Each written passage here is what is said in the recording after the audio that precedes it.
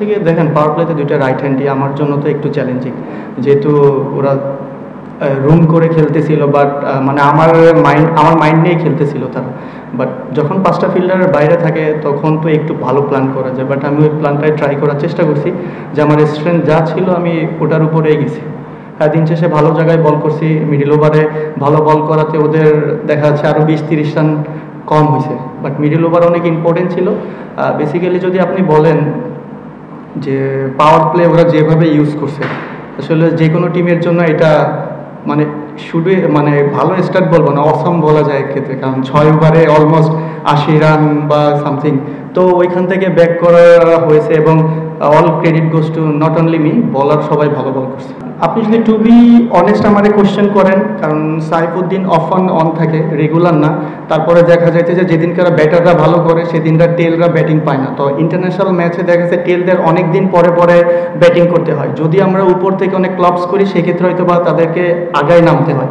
তো আমি বলবো এই জায়গা অনেক দিন পরে সাইফুদ্দিন এসে ইনিংসটা খেলছে আউটস্ট্যান্ডিং, বাট ওই প্রেশার মোমেন্ট ওই দুইটা বাউন্ডারি আমাদের জন্য অনেক ইম্পর্টেন্ট ছিল। প্ল্যান দেখেন সবাই সবার নিজস্ব প্ল্যান নিয়েই মাঠে আসে। আমার মনে হয় এই জায়গায় ভিডিও অ্যানালিস্ট আছে, প্রত্যেকটা বোলার আছে, সবাই চিন্তা করে।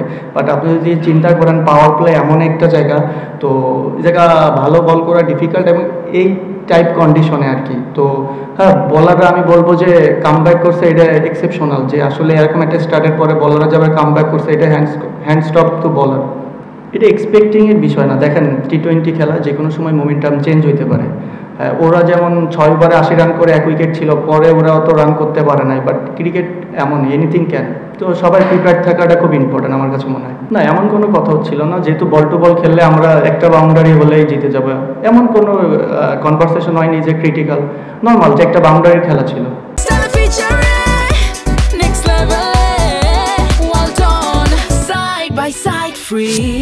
আসলে এই কোশ্চেনটা হয়তো বা আপনারা হেড কোচ দিতে পারবে, আমাদের ক্যাপ্টেন দিতে পারবে, আমাদের টিম সিলেকশন যারা আছে তারা দিতে পারবে। দেখেন আমার কাজ আছে খেলা।